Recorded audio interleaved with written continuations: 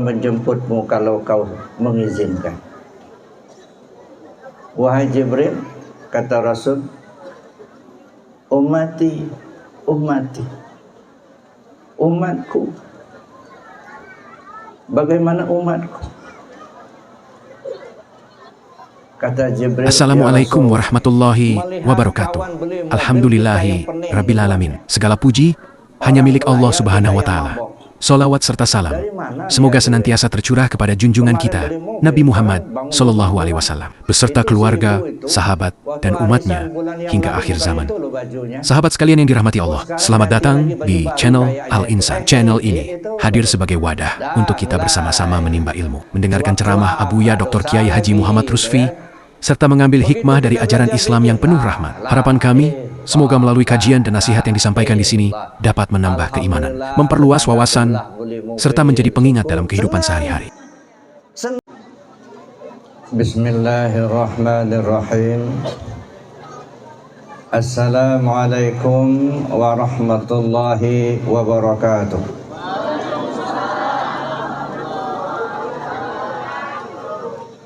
Alhamdulillah alladzi arsala rasulahu bil huda wa dinil haq liyudhhirahu 'ala ad-dini kullih walau karihal musyrikun. Asyhadu an la ilaha illallah wahdahu la syarika lah wa asyhadu anna Muhammadan 'abduhu wa rasuluh la nabiyya ba'dah. Allahumma salli ala sayyidina Muhammad wa ala alihi wa ashabi ajma'in. Qala Allah ta'ala Qur'anil Karim, a'udzu billahi minasy syaithanir rajim. Bismillahirrahmanirrahim. Laqad kana lakum fi Rasulillahi uswatun hasanah liman kana yarjullaha wal yawmal akhir wa dzakarallaha katsiran. Wa qala an-nabiy sallallahu alaihi wasallam, bu'istu li utammima makarimal akhlaq. Shadaqallahul azim wa sadaqa rasuluhun nabiyul karim wa nahnu ala dzalika minasy syahidin wasyakirin. Walhamdulillahi rabbil alamin. Al-Mukarram yang kita hormati, yang saya cintai, Bapak Kepala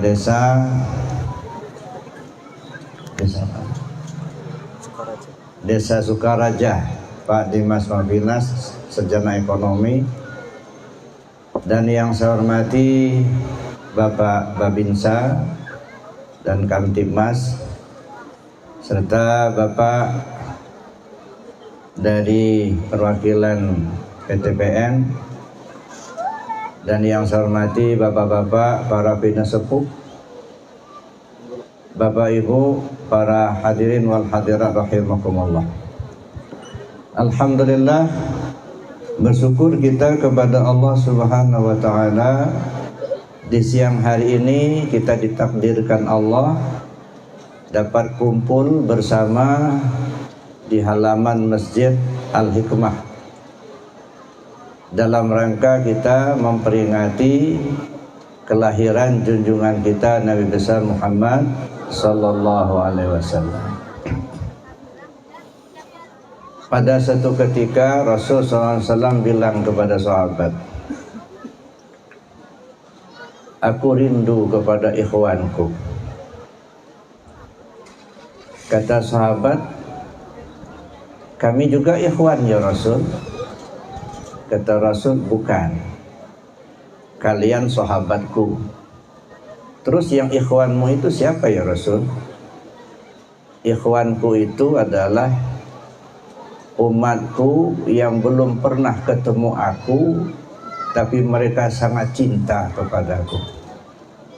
Itulah ikhwanku.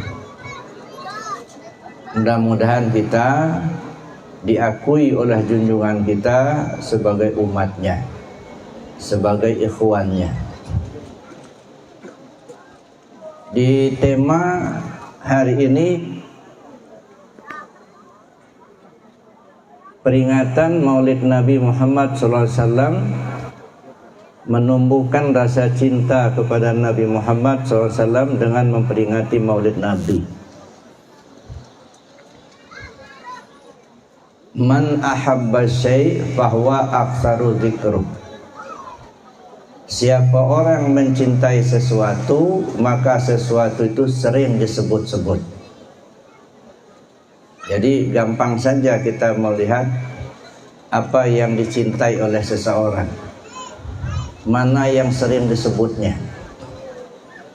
Ada orang menghayati betul urusan kantornya. Setiap ngobrol urusan kantor ceritanya, berarti dia cinta betul sama kantornya.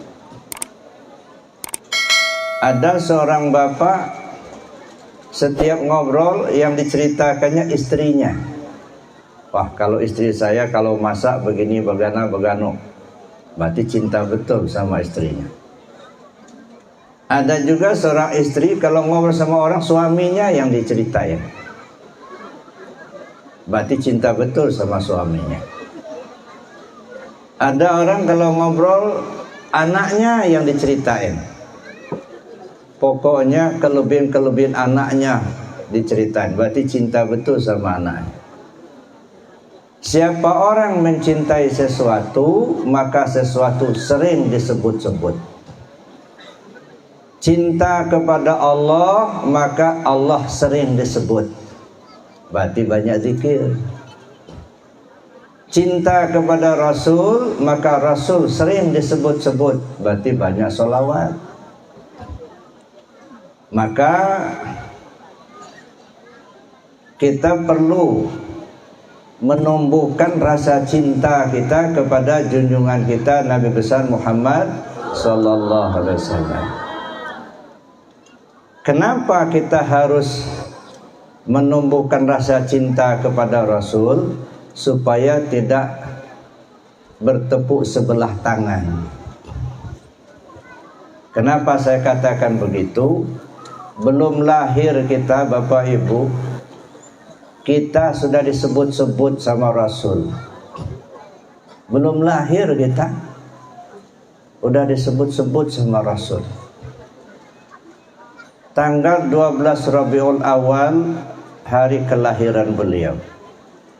Di hari Senin tanggal 12 Rabiul Awal tahun yang berbeda, juga hari kematian beliau. Di pagi hari Senin, para sahabat sudah nunggu di masjid, menunggu kehadiran Nabi untuk mengimami sholat subuh. Ditunggu-tunggu belum juga datang. Sahabat minta Bilal bin Rabah, coba tengok Rasul di mihrab di rumahnya. Datanglah Bilal, dilihatnya Rasul masih tidur. Ya Rasulullah, sahabat sudah pada nunggu untuk salat subuh. Bilal, sampaikan kepada sahabatku, rasanya berat aku bangun, sakitku tambah parah. Suruh Abu Bakar jadi imam. Keluarlah Bilal bin Rabah menghadap kepada para jamaah sambil berlinang air mata. Rasul sedang sakit. Beliau menyuruh Abu Bakar jadi imam. Kata Abu Bakar, saya enggak mau, karena Rasul masih ada. Balik lagi Bilal, ya Rasulullah, Abu Bakar menolak untuk imam. Sudah, kalau begitu kata Rasul, pegang tanganku. Bangun Rasul, dibimbing oleh Bilal bersama Ali bin Abi Thalib masuk masjid. Terus salat subuh 2 rakaat yang sangat ringan. Selesai salat dilaksanakan, lalu Rasul menghadap kepada para jamaah. Rasanya waktu berpisah sudah dekat. Kalau ada di antara kalian yang tersakiti olehku, atau ada hutangku yang belum terbayar, aku siap untuk membalasnya. Silakan, apa keluh kalian? Lalu menunjuklah seorang sahabat, ya Rasul, pada satu ketika kau naik onta, kau akan memecut ontamu. Saya terkena pecutan ontamu di belakang punggungku. Sakit rasanya. Saya ingin balas ya Rasul, saya ingin pecut punggung Rasul juga. Ya sudah, kata Rasul. Ali, ambil pecutan onta. Ali masuk, ngambil pecutan onta, diserahkan. Sahabat pada kebingungan. Ini Rasul sedang dalam keadaan sakit. Lalu seorang sahabat ingin membalas karena dia pernah kena pecut onta dari Rasul. Diserahkan. Kata Sayyidina Ali, ya Rasul, kalau boleh ditalang nanti saya aja yang dipecut. Jangan, biar saya aja. Maju sahabat itu memegang pecutan onta, mau memecut Rasulullah SAW. Lalu silakan, kata Rasul. Sahabat tadi bilang, ya Rasul, waktu Tuhan memecut saya dulu, saya nggak pakai baju. Sekarang saya minta buka baju Tuhan juga. Dibuka Rasul jubahnya, sudah kelihatan punggungnya.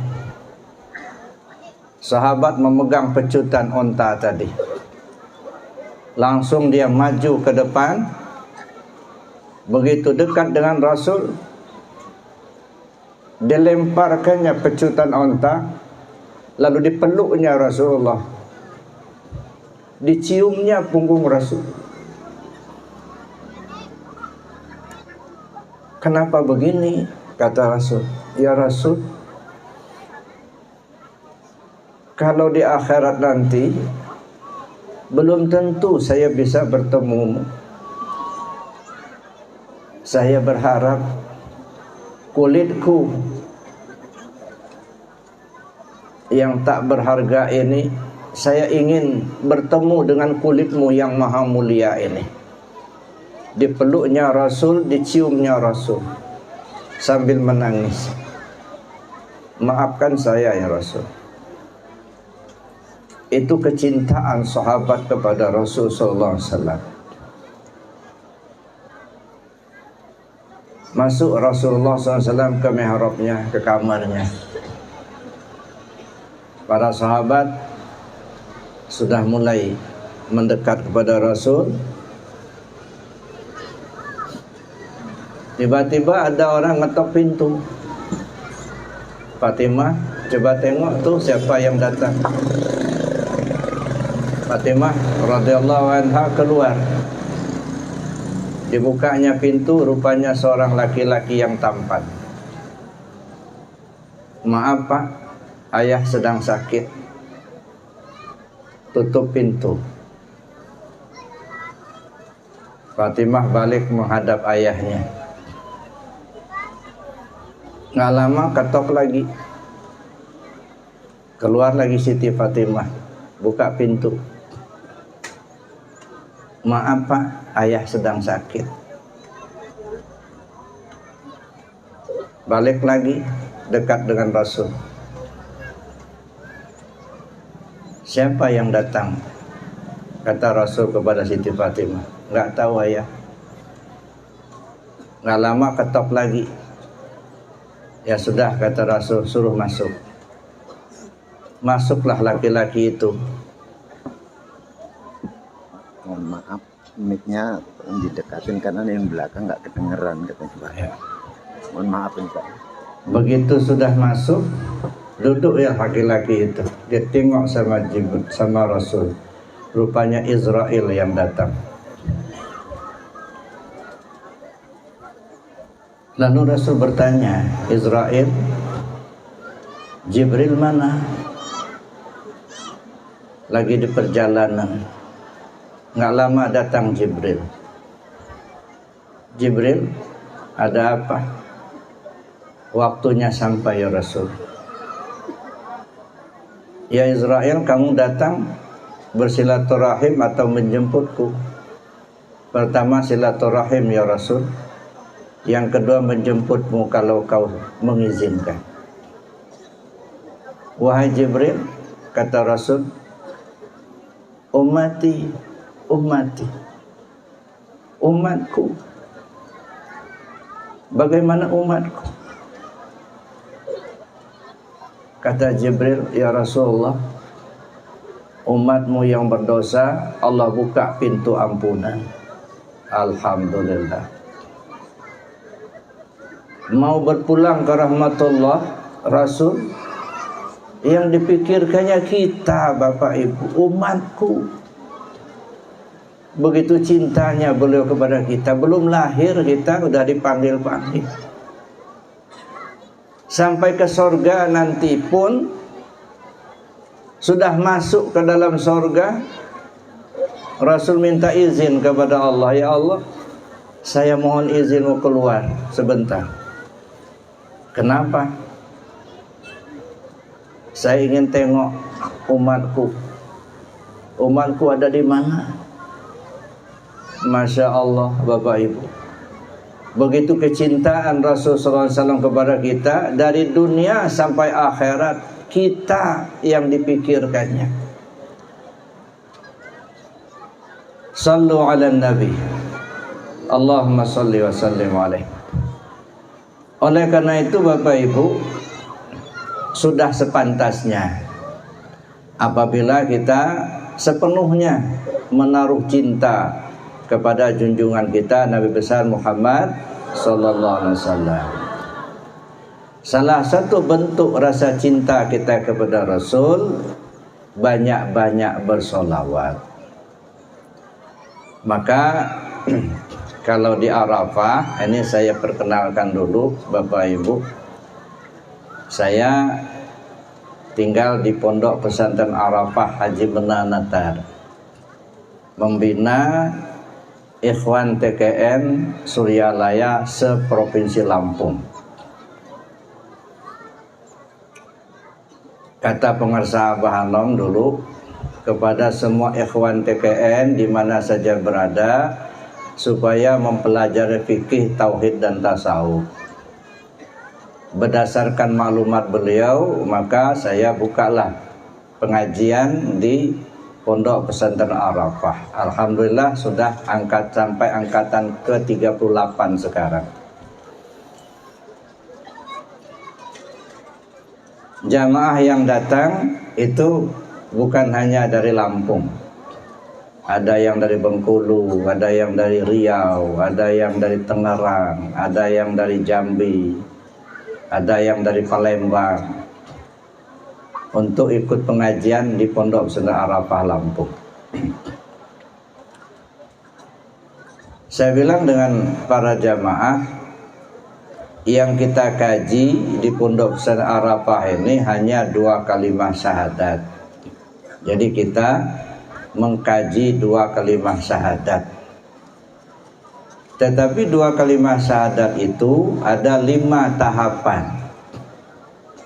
Yang pertama, kita belajar cara mengucapkan 2 kalimat syahadat. Bagaimana cara mengucapkannya? Kalau orang non-muslim, orang kafir akan masuk Islam, dia belajar dulu cara mengucapkan dua kalimat syahadat. Setelah dia tahu, lalu dia berikrar. Setelah berikrar dengan dua kalimat syahadat itu, barulah disebut muslim. Setelah muslim, timbul kewajiban sholat, puasa, zakat, haji. Maka kita perlu belajar ilmunya, ilmu fikih atau ilmu syariat. Jadi belajar cara mengucapkan dua kalimat syahadat artinya belajar ilmu syariat, ilmu fikih. Yang kedua, belajar cara mengamalkan dua kalimat syahadat. Bagaimana cara mengamalkan dua kalimat syahadat? Ilmunya ilmu tarekat. Jadi belajar tarekat itu artinya belajar cara mengamalkan dua kalimat syahadat. Yang ketiga, kita belajar memahami isi dua kalimat syahadat. Asyhadu an la ilaha illallah wa asyhadu anna muhammadar rasulullah, itu bahasa Arab. Aku bersaksi tidak ada Tuhan selain Allah, aku bersaksi Muhammad utusan Allah, itu alih bahasa ke dalam bahasa Indonesia. Isinya mana? Mengkaji isi, memahami isi, ilmunya ilmu tauhid. Maka kita belajar ilmu tauhid. Kalau di Arafah itu malam Selasa, kalau ilmu fikih malam Senin. Yang keempat, kita belajar memahami posisi dua kalimat syahadat. Asyhadu alla ilaha illallah, syahadat tauhid. Asyhadu anna Muhammad Rasulullah, syahadat Rasul. Kapan kita dalam posisi syahadat tauhid, kapan kita dalam posisi syahadat Rasul. Ini memahami posisi. Ilmunya ilmu hakikat. Di Arafah kita kaji di malam Rabu. Yang kelima, memahami cara memakai dua kalimat syahadat. Bagaimana cara memakai dua kalimat syahadat? Hidup yang akan dipakai, mati yang akan ditompak. Mana pakaian hidup, mana tompangan mati? Dua kalimat syahadat. Bagaimana caranya? Kita pelajari ilmunya, ilmu ma'rifat. Sehingga selesai ngaji di Pondok Pesantren Arafah, saya berharap semua jamaah tahu tompangan mati. Yang kita harapkan selamat di dunia, selamat di akhirat. Amin. Allahumma.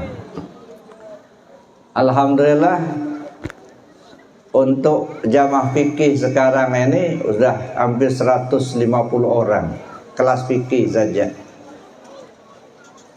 Kelas tauhid mungkin sekitar 100-an orang. Begitu juga kelas tasawuf 1, tasawuf 2. Masing-masing kelas 4 bulan. Maka belajar di Arafah itu sekitar 1,5 tahun. Itu baru selesai. Jadi setiap kelas itu 4 bulan. Itu Bapak Ibu yang saya hormati. Kemudian alhamdulillah, takdir Allah, ya, kita dipertemukan Allah pada siang hari ini di tempat ini dalam rangka kita memperingati hari kelahiran junjungan kita Nabi besar Muhammad sallallahu alaihi wasallam.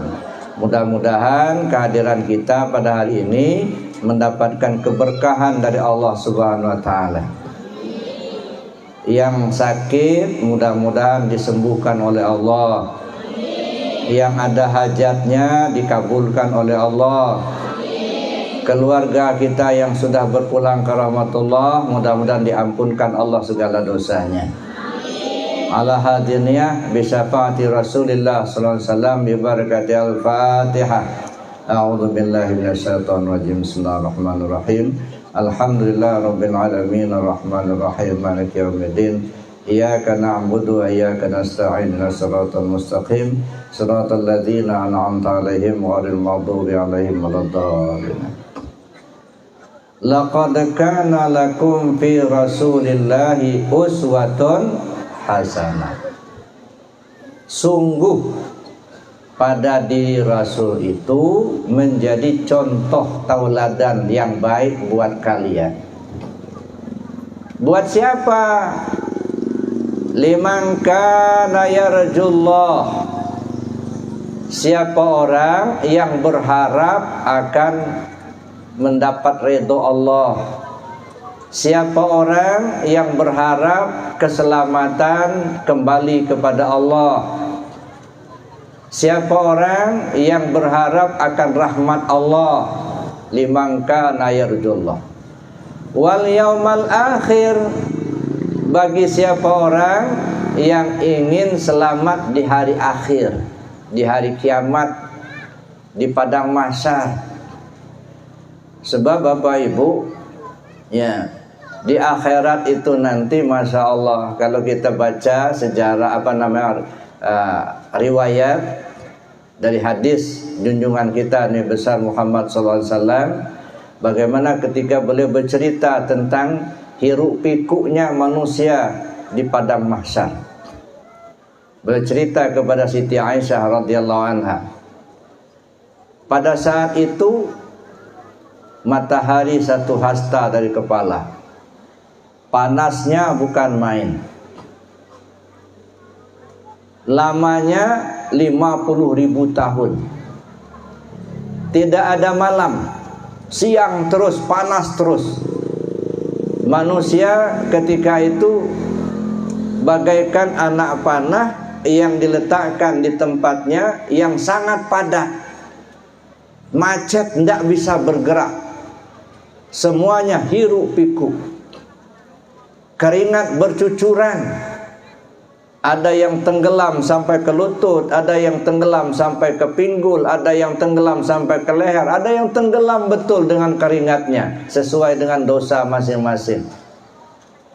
Tidak ada malam, tidak ada ngantuk. Enak kalau ada ngantuk, Pak. Panas nggak kerasa, nggak ada ngantuk, nggak ada pingsan. Masya Allah. Di situ manusia hiruk pikuk semuanya, telanjang bulat.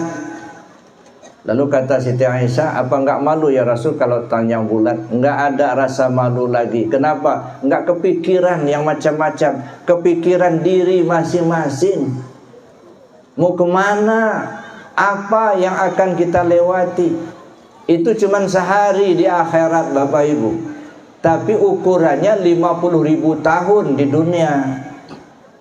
Jadi kehidupan akhirat dengan dunia itu ukurannya satu hari di akhirat nanti di padang mahsyar itu ukurannya 50.000 tahun di dunia. Masya Allah. Bapak Ibu yang saya hormati, oleh karena itulah maka kita ingin untuk mencapai keselamatan. Saya tidak tahu Bapak Ibu mau selamat enggak? Tentu kita semua kepingin selamat, ya. Untuk mendapatkan keselamatan itu, maka kita perlu mengikuti ajaran yang disampaikan oleh junjungan kita Nabi besar Muhammad sallallahu alaihi wasallam. Taraktu fikum amraini lan tadillu abada mastamassaktum bihima kitaballah wa sunnata rasulih. Aku tinggalkan kepada kalian dua pusaka yang kamu tidak akan tersesat selagi kamu berpegang kepada kedua pusaka itu, yaitu Al-Quran dan Sunnah Rasul. Inilah pedoman kita. Kalau boleh kita ibaratkan, ini ibarat kita ini sedang berlayar di lautan dunia. Ad-dunya bahrun amik.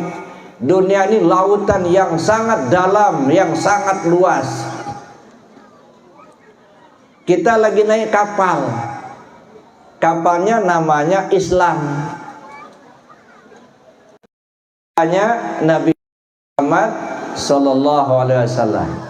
Pedomannya di kapal itu kompasnya dua, Al-Quran dan Sunnah. Ini pedomannya. Kalau kita ikuti pedoman ini selamat. Tapi kalau kita tidak ikuti pedomannya celaka. Ibarat kita berlayar di kapal kan ada kompasnya. Kalau kita ikuti petunjuk kompasnya itu selamat. Tapi kalau kita nggak ikuti petunjuk kompasnya itu celaka, kesasar. Maka perlu kita mengikuti pedoman yang telah disampaikan oleh junjungan kita Nabi besar Muhammad sallallahu alaihi wasallam. Mana pedomannya? Nah, nih banyak sekali Bapak Ibu, ya dah. Yang perlu kita contoh dari Rasul SAW itu banyak.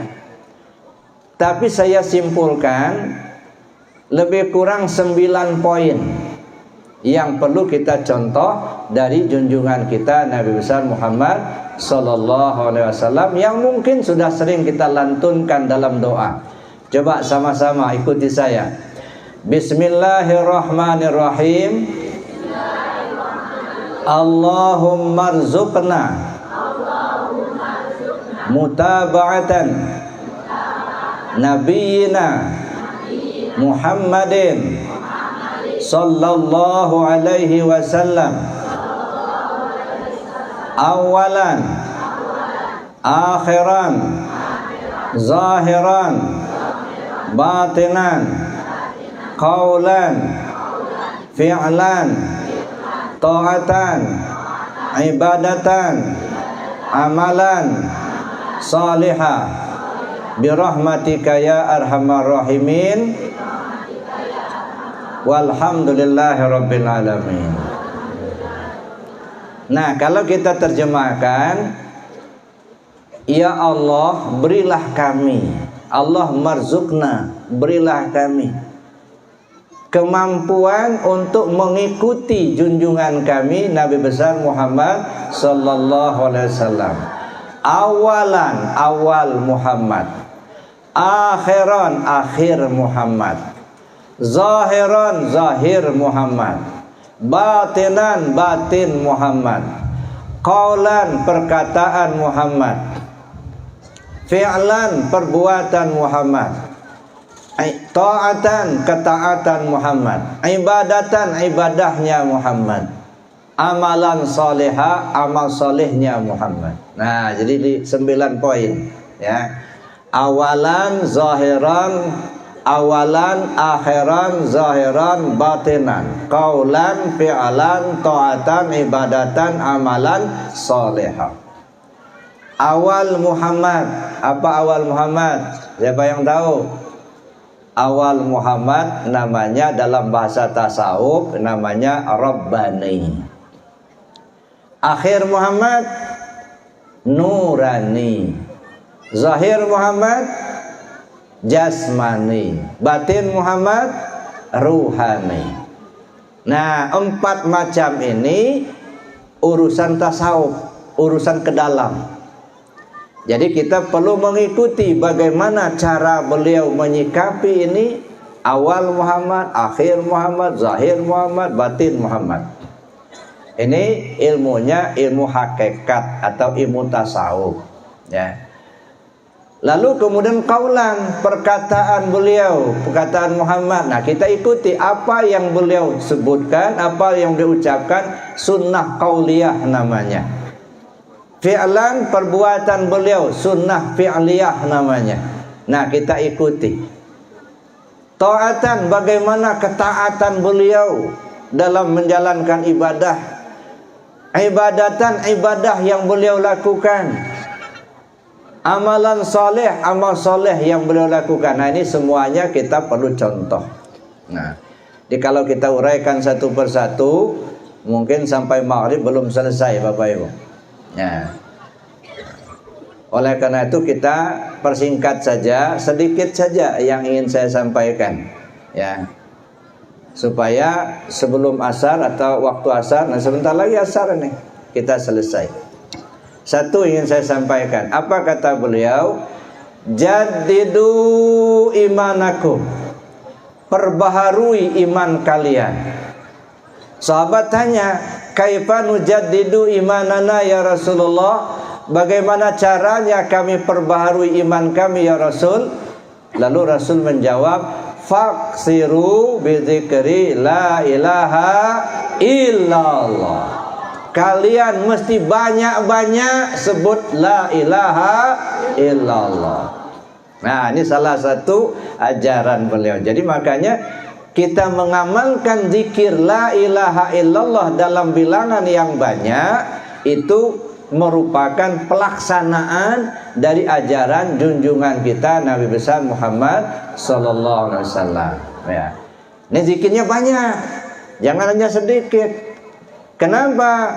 Kalau sudah terbiasa kita nyebut la ilaha illallah semasa masih sehat sekarang ini, insya Allah mendekati kematian kita nyebut la ilaha illallah. Man qala la ilaha illallah akhiru kalami dakhalal jannah.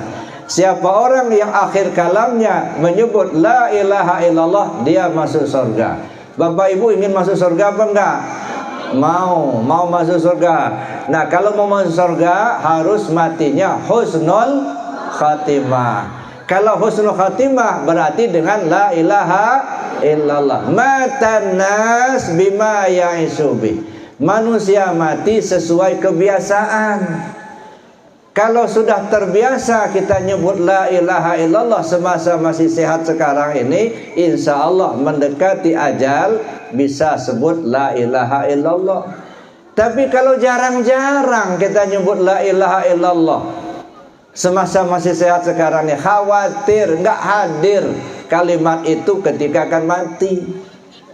Maka kalau ingin husnul khatimah, ingin meninggal dengan kalimah la ilaha illallah, maka biasakan zikir dengan kalimah la ilaha illallah. Bapak Ibu yang saya hormati, oleh karena itu kita pelajari dulu bagaimana caranya menyebut kalimat la ilaha illallah itu.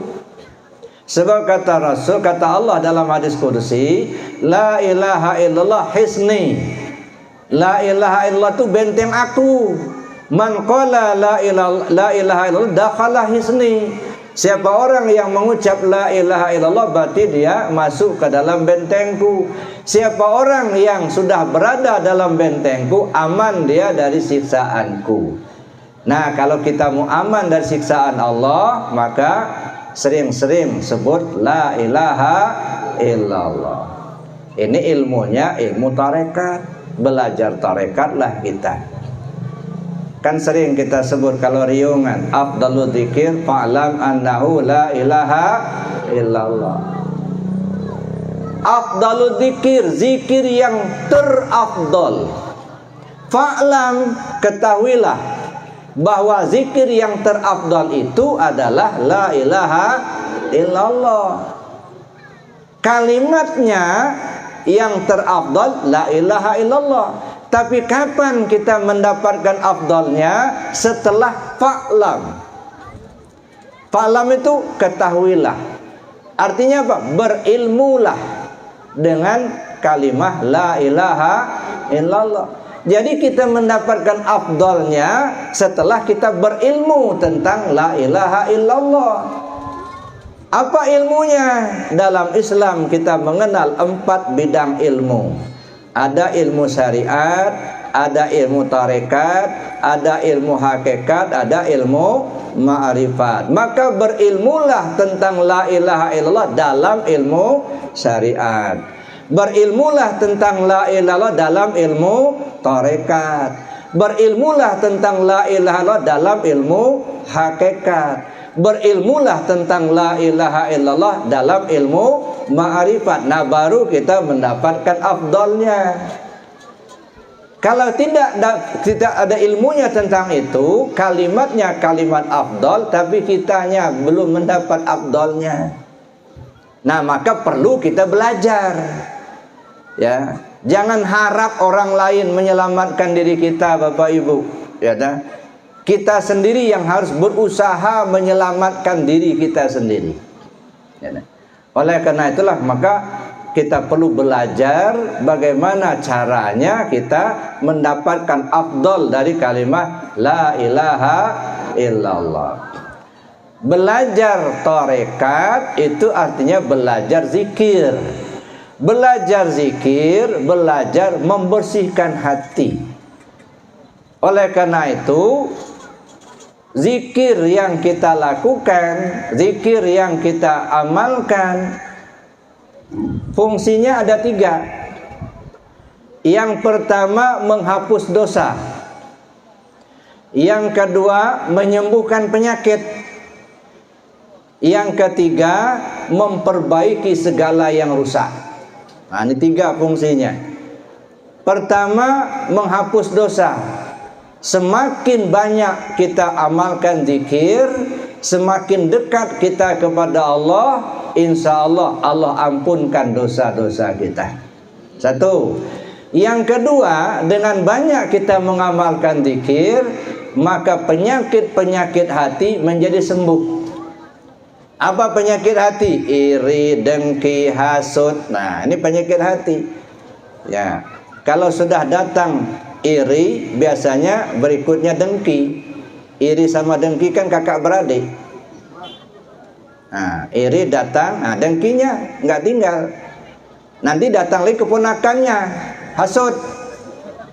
Nah, kalau bertiga ini sudah datang, irinya bersama dengki, datang keponakannya hasud, ya sudah bubar. Ada. Nah, supaya apa? Supaya sembuh penyakit, banyak zikir. Ya dah. Lama-lama sembuhlah penyakit itu. Mungkin sebelum belajar zikir, melihat kawan beli mobil, kita yang pening dibuatnya. Orang belayar, kita yang mabok. Dari mana dia duit? Kemarin beli mobil, sekarang bangun rumah pula. Itu si ibu itu waktu arisan bulan yang lalu bukan itu loh bajunya. Kok sekarang ganti lagi baju baru kayaknya itu. Kredit itu katanya. Dah mulai cuap-cuap, nah, dosa lagi gitu kan. Begitu kita belajar zikir, la ilaha illallah. Alhamdulillah, tetangga sebelah beli mobil, syukur, senang kita kawan mendapat beli mobil. Paling tidak sekali-sekali bisa numpang lah. Nggak kayak dulu lagi. Kalau dulu malah iri dengkinya. Ini ngobati penyakit. Yang ketiga, zikir ini memperbaiki segala yang rusak. Bapak Ibu, ada lampu, ya, lampu neon atau lampu masjid itulah. Lampunya bagus, baru beli, nggak rusak nggak. Kabel tersambung, setrum ada.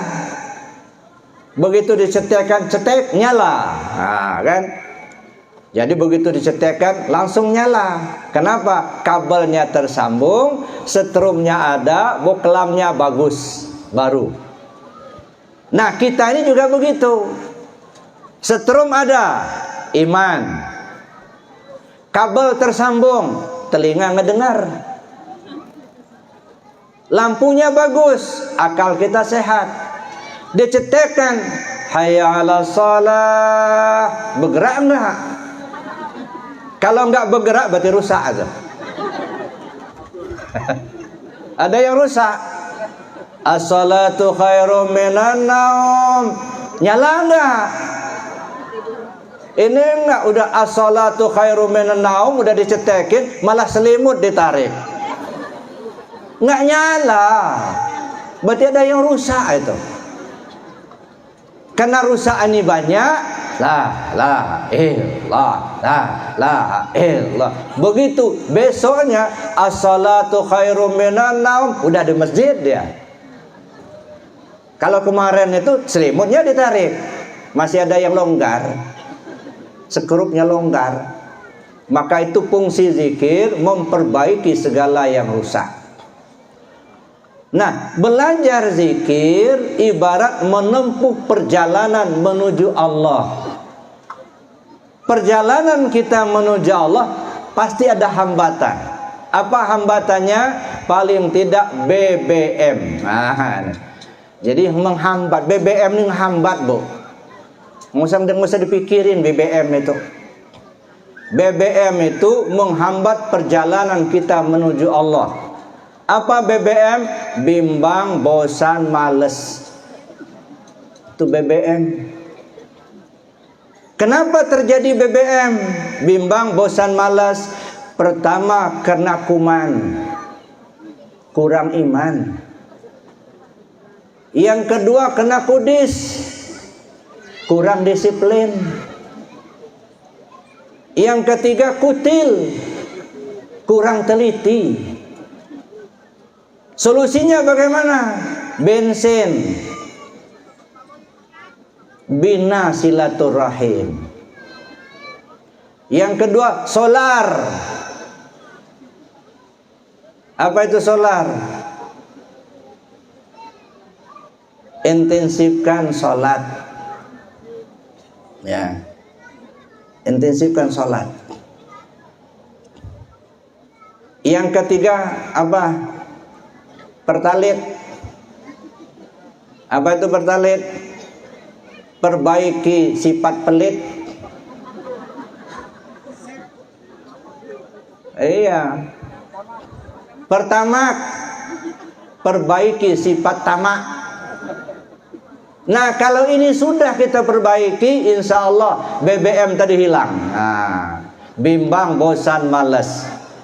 Jadi Bapak Ibu yang saya hormati, bimbang, kenapa bimbang? Karena ilmunya belum nyampai. Udah talqin zikir. Sebenarnya talqin zikir itu, hati kita tergerak mau belajar zikir itu hidayah Allah, rahmat besar. Kan kita minta ihdinas siratal mustaqim siratal ladzina an'amta 'alaihim ghairil maghdubi 'alaihim waladdallin. 17 kali minimal sehari semalam. Tunjukkan kami ke jalan yang lurus ya Allah. Jalan yang telah kau beri nikmat kepada mereka. Siapa mereka? Para rasul, para anbiya, para aulia, para suhada, para solihin.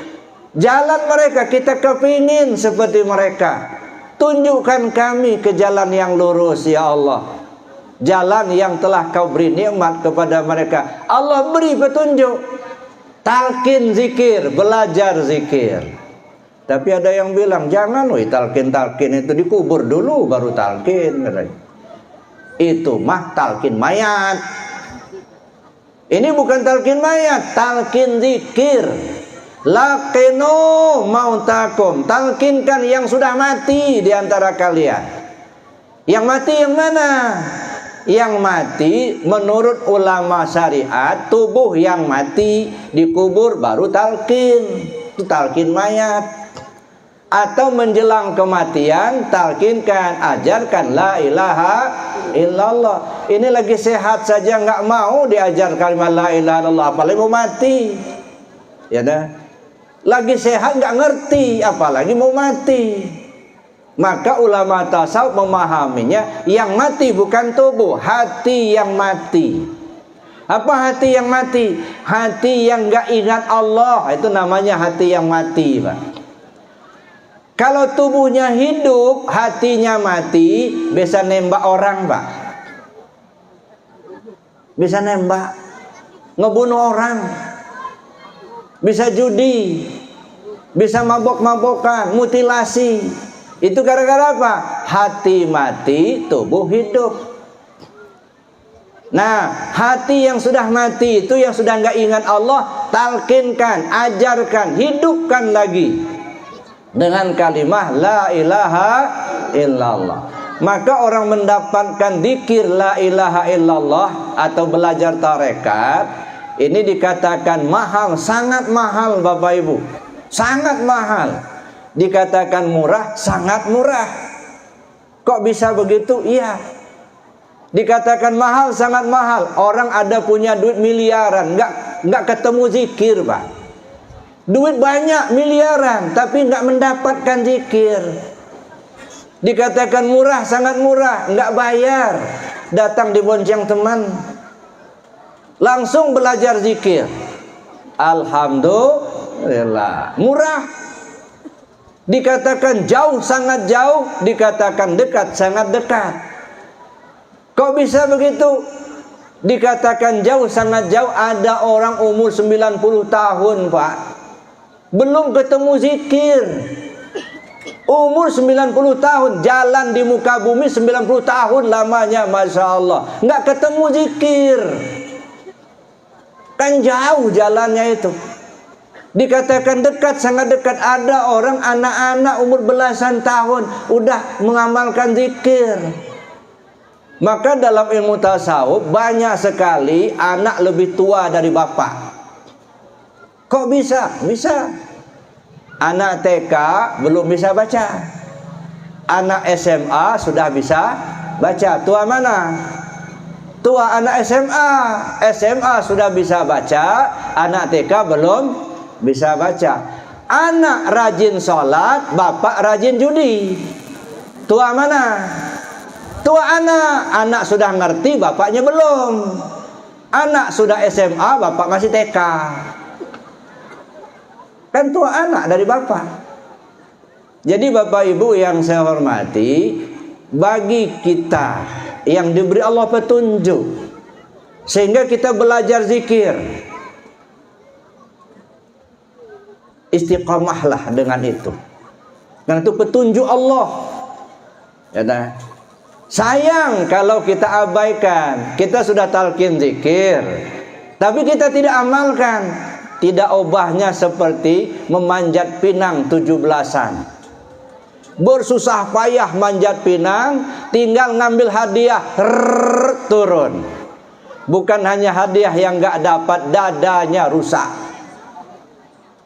Jadi begitu. Jadi kalau orang sudah talqin zikir, gak ngamalkan zikir, itu sangat rugi. Membuang hidayah Allah. Ya. Kan di dunia ini tidak semuanya Bapak Ibu orang yang beragama Islam, orang beriman enggak. Ya, tidak semua manusia di dunia beriman enggak. Yang beriman tidak semuanya yang takwa. Yang takwa pun tidak semuanya yang ikhlas.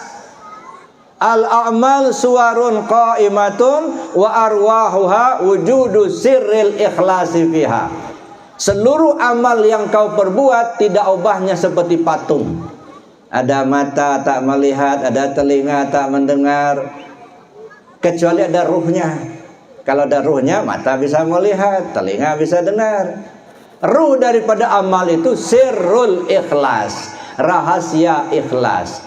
Apa rahasia ikhlas? Zikir. Jadi zikir menimbulkan ikhlas, ikhlas menghidupkan amal. Ya dah. Jadi zikir itu untuk menimbulkan ikhlas Bapak Ibu. Oleh karena itulah maka istiqamahlah dalam mengamalkan zikir. Sangat rugi kita kalau tidak kita amalkan. Maka saya katakan zikir itu bukan kewajiban. Sama dengan sholat bukan kewajiban. Sholat itu kebutuhan. Zikir kebutuhan, bukan kewajiban. Ya dah.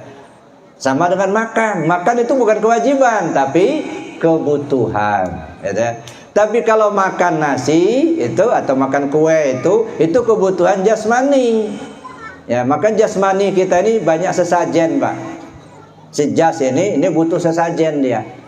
Pagi-pagi minta sesajen, paling tidak kopi segelas. Itu sesajennya si jas ini. Namanya jasmani. Jasmani, jas apa? Baju. Mani, ya mani. Jasmani, ya baju dari mani. Ya inilah dia, baju dari mani. Ya, jadi yang kelihatan ini maaf bapak ibu-ibu ya, yang kelihatan ini, yang cantik-cantik ini, yang tampan-tampan ini casingnya ini casing. Isinya belum tahu kita. Banyak orang tertipu dengan casing. Apalah artinya sangkar bagus kalau burungnya nggak ngukur? Itu Pak, Cina di Jakarta dulu burung perkutut 500 juta. Sangkarnya jelek. Tapi burungnya itu juara nasional. Berani beli 500 juta. Masya Allah. Kenapa? Yang dibeli bukan sangkar, burungnya. Zaman sekarang banyak beli sangkar, burungnya nggak peduli. Itu di Alexis yang ditutup Pak Anies tempo hari. Banyak sangkar-sangkar bagus itu. Dari luar negeri banyak. Semalam 200 juta Pak.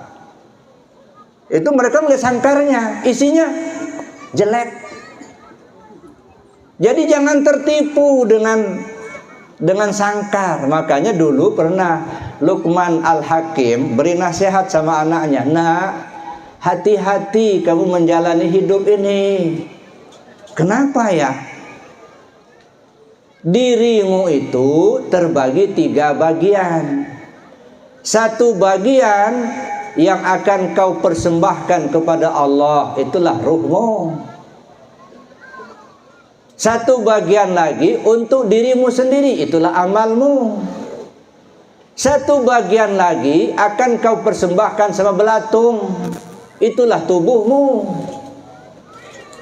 Semakin gemuk tubuh, semakin banyak belatungnya. Cuman banyak manusia lebih mempersiapkan diri untuk dipersembahkan sama belatung ketimbang sama Allah. Yang akan dipersembahkan kepada Allah ditelantarkan. Tapi yang mau dipersembahkan sama belatung diurus bagus-bagus. Baju mahal dibelinya, rumah bagus dibikin, mobil mewah dibeli, kue enak-enak dibikin. Untuk apanya itu ini yang akan dipersembahkan sama belatung ini. Tapi yang akan dipersembahkan sama Allah ditelantarkan ruhnya.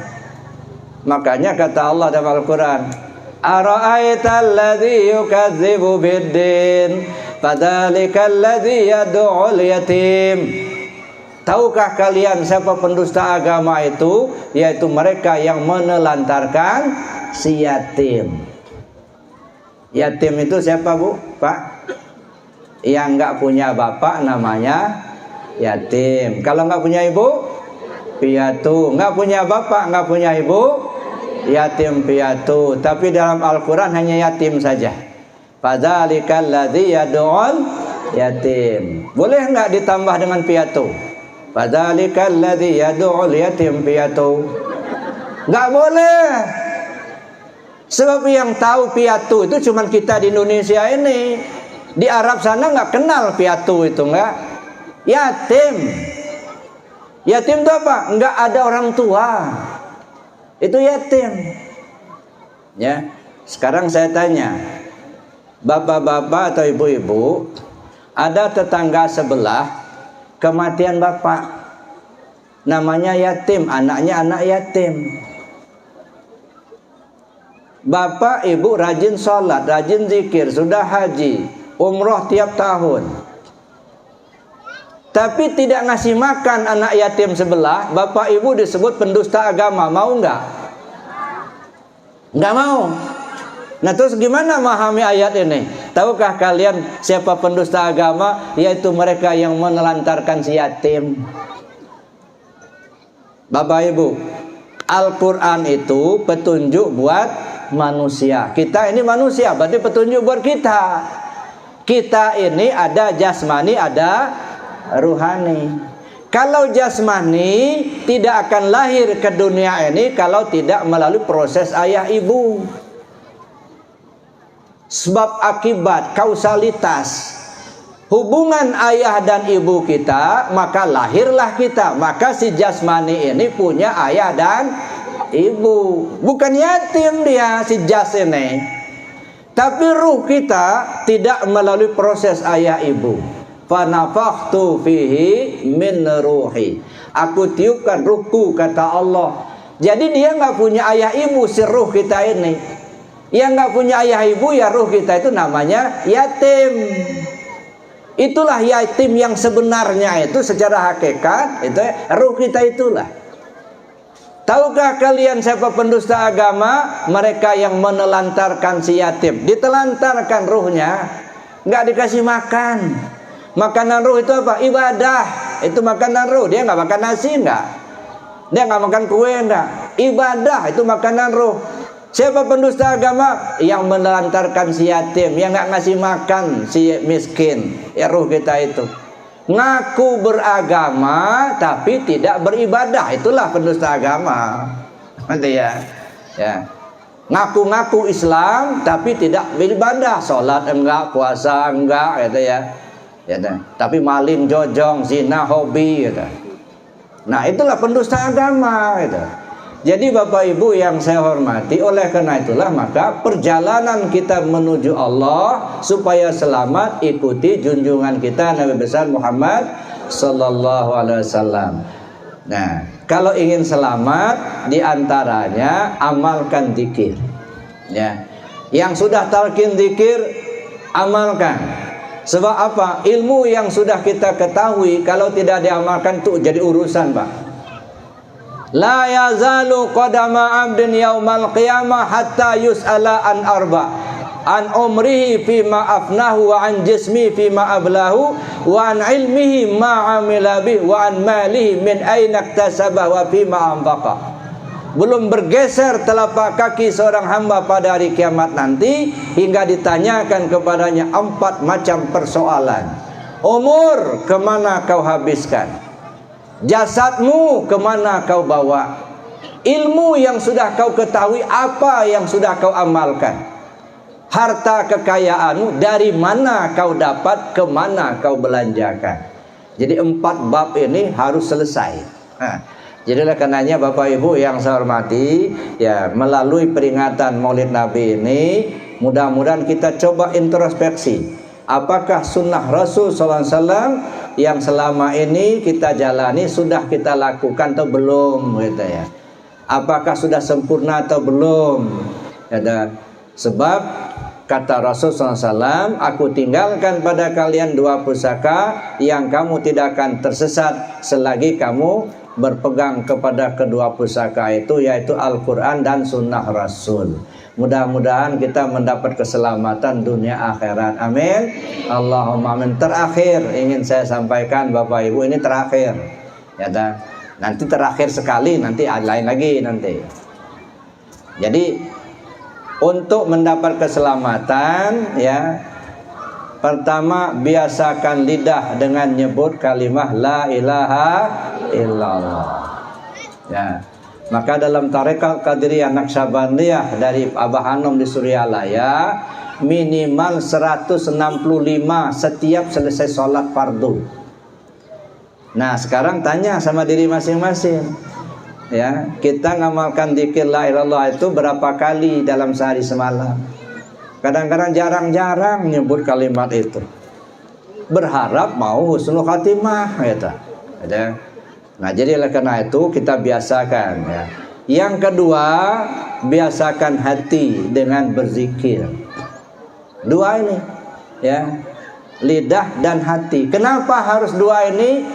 Karena ketika orang akan mati itu 2 ini, Pak, yang jadi alatnya, ya, lidah dan hati. Kalau lidah sudah terbiasa nyebut la ilaha illallah, insya Allah akan terbawa la ilaha illallah. Tapi kalau lidah sudah keluh, kan banyak juga yang kita lihat jauh hari sebelum mati udah nggak bisa ngomong lagi, kena stroke. Lidah nggak bisa ngomong. Kalau lidah sudah nggak bisa ngomong, satu-satunya alat cuman hati. Kalau hati ini nggak pernah terlatih zikir, gimana cara zikirnya? Maka Allah sebutkan dalam Al-Quran, wazkur rabbaka fi nafsik. Sebut nama Tuhanmu melalui hatimu, tadarruan wa khifatan, dengan rasa rendah diri, rasa takut kepada Allah. Wadunal jari minal qaul, enggak usah bersuara, cukup di hati saja. Bil ghudu wal asal, pagi, sore, siang, malam, sehat, sakit, lapang, sempit, di darat, di laut, di udara, di mana saja, kapan saja. Wala takum minal ghafilin. Kamu jangan sampai lalai, jangan sampai lengah. Sedetak jantung, sehembus nafas tak ingat Allah, itu namanya lalai. Begitu lalai, iblis masuk. Kalau iblis sudah masuk, iblis menggoda kita, Pak. Iblis itu sengaja untuk menggoda kita. Tapi yang dia takutkan Allah. Kalau kita dekat dengan Allah, iblisnya menjauh. Tapi kalau kita jauh dari Allah, iblisnya mendekat. Nah, tinggal kita pilih, mau dekat sama Allah jauh dari iblis, apa dekat dengan iblis jauh dari Allah, gitu. Dekat dengan Allah bagaimana? Ingat hati kepada Allah. Di mana saja, kapan saja. Ibu-ibu lagi ngiling cabai di dapur, ingat Allah. Lagi bapak-bapak lagi nyangkul di sawah, ingat Allah. Ya, Nah makanya Bapak Ibu yang saya hormati, kalau hati sudah terbimbing dengan zikir kepada Allah, insya Allah kita akan menjadi ikan dalam lautan. Bagaimana ikan di laut? Bertahun-tahun ikan hidup di air asin, tidak terkontaminasi dengan asinnya air laut. Kenapa? Karena ikannya hidup. Coba kalau dia mati sehari semalam udah asin dia. Nah begitu juga kita, kalau hati kita hidup dengan zikir kepada Allah, insya Allah tidak akan terkontaminasi dengan dunia ini. Silakan jadi pegawai, hati yang ingat dengan Allah tidak akan jadi koruptor. Silakan jadi pedagang, ingat hati kepada Allah, insya Allah tidak akan mengurangi takaran dan timbangan. Silakan jadi petani, ingat hati ke Allah, insya Allah tidak akan mengurangi batas. Itu tujuannya, ya, supaya kita selamat dunia dan akhirat. Oleh karenanya, yang sudah belajar zikir, istiqamah, amalkan. Rugi kalau ditinggal. Yang belum belajar zikir, mari kita sama-sama belajar zikir, supaya kita mendapat keselamatan dunia dan akhirat. Amin. Allahumma amin. Saya kira demikian saja Bapak Ibu yang dapat saya sampaikan. Mohon maaf atas kekurangannya. Terima kasih atas perhatiannya. Mudah-mudahan kita semua melalui peringatan Maulid Nabi ini, Allah bukakan pintu hati kita untuk mendapatkan nur hidayah Allah, sehingga kita hari-hari mendatang lebih baik daripada hari ini. Hari ini lebih baik daripada hari kemarin. Sampai akhirnya kita berpulang ke rahmatullah dalam keadaan husnul khatimah. Amin. Allahumma amin. Al-Fatihah. A'udzubillahi minasyaitonirrajim. Bismillahirrahmanirrahim. Alhamdulillahirabbil alamin arrahmanir rahim maliki yaumiddin. Iyyaka na'budu wa iyyaka nasta'in. Shiratal mustaqim. Shiratal ladzina an'amta 'alaihim ghairil maghdubi 'alaihim waladdallin. Amin ya Allah, amin ya mujibas sa'ilin. Bismillahirrahmanirrahim. Alhamdulillahirabbil alamin. Hamdan yuwafi ni'amahu bimazidah. Ya Rabbana lakal hamdu kama yanbaghi lil jalali wajhikal karim wal 'azimi sultanik. Allahumma salli ala Sayyidina Muhammad salatan tunjina biha min jami'il ahwali wal afat wa taqdi lana biha ya Allah jami'al hajat wa tutahhiruna biha jami'al sayiat wa tarfa'una bi 'indaka 'ala darajat wa tuballighuna asal ayati min jami'il khairat fil hayati wa ba'dal mamat. Innal ladzina yubayyi'unaka innama yubayyi'unallaha yadullah faqadihim faman nakasa fa innama yanqusu ala nafsi wa man nawfa bima 'ada alaihi Allah fa sayu'tiran 'azima. Rabbana ighfir lana dhunubana wa li abaina wa li ummahatina fil muhimmat. Allahumma ya dafi'al baliyat, Allahumma ya rafi'ad darajat, Allahumma ya syafi'al amrad, Allahumma ya mujibad da'wat, Allahumma ya arhamar rahimin, irhamna birahmatika ya arhamar rahimin.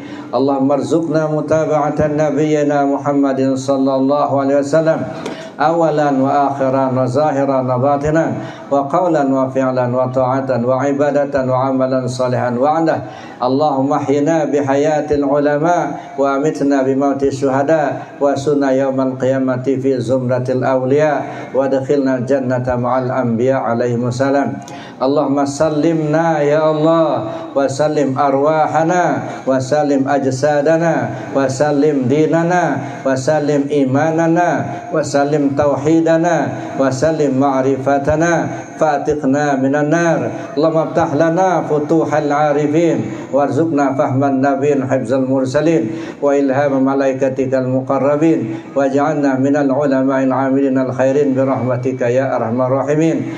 Allahumma nawwir zahirana bi ta'atika wa batinana bi mahabbatika wa qalbana bi ma'rifatika wa ruhana bi musyahadatika wa sirrana bi istiqlali ittisal hadratika ya zal jalali wal ikram. Allahumma ja'alna hadina muhdiin ghaira dhalin wala mudillin silman li awliyaika wa adwa li a'daika nuhibbu bihubbika man habbaka wa nu'adi bi'adawatika man khalafaka. Allahumma hadha du'a wa alaikal ijabah wa hadha jadu alaika tuklan wa la hawla wa la quwata illa billahil aliyyil azim.